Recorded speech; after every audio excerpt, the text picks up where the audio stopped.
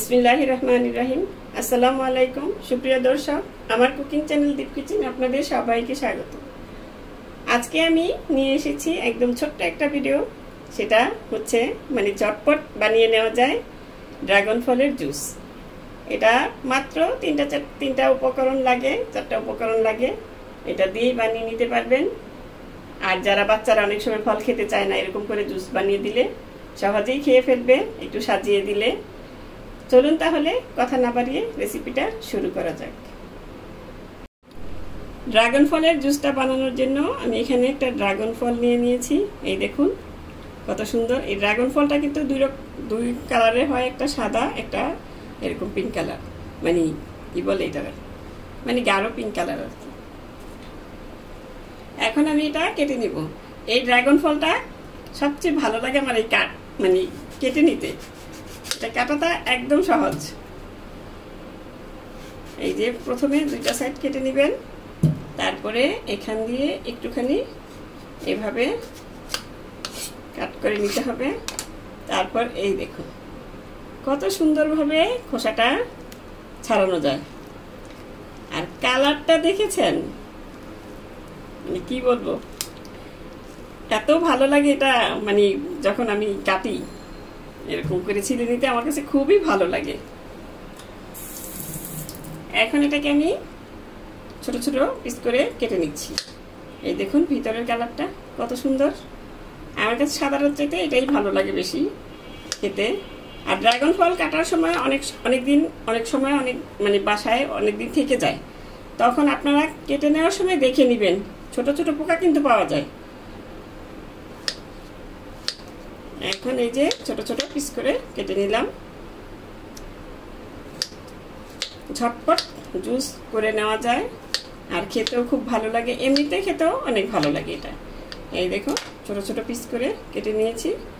এখন এটাকে আমি ব্লেন্ডার জারে নিয়ে নিচ্ছি। আমি ফলগুলো কেটে ব্লেন্ডার জারে নিয়ে নিয়েছি। আর এখন এখানে দিয়ে দিচ্ছি আমি পানি।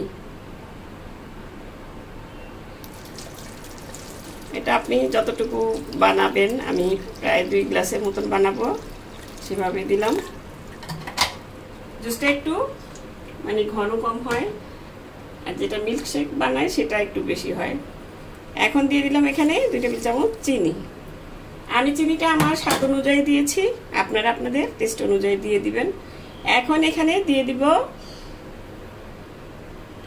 লেবুর রস। এই লেবুর রসটা দিলে জুসটা আরো খেতে ভালো লাগে।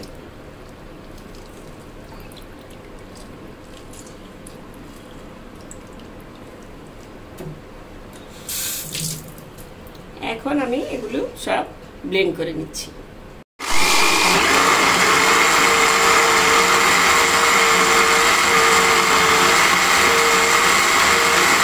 আমি এখন 2টা গ্লাস নিয়েছি, এতে আইস কিউব দিয়ে দিচ্ছি। আপনারা আপনাদের ইচ্ছে মতন দিয়ে দিবেন। বেশি ঠান্ডা খেতে চান বেশি দিবেন, আর কম ঠান্ডা খেলে কম দিবেন। এখন আমি জুসটা ঢেলে নিচ্ছি। এটার কালারটা দেখলেই মন প্রাণ জুড়িয়ে যায়, এত সুন্দর কালার।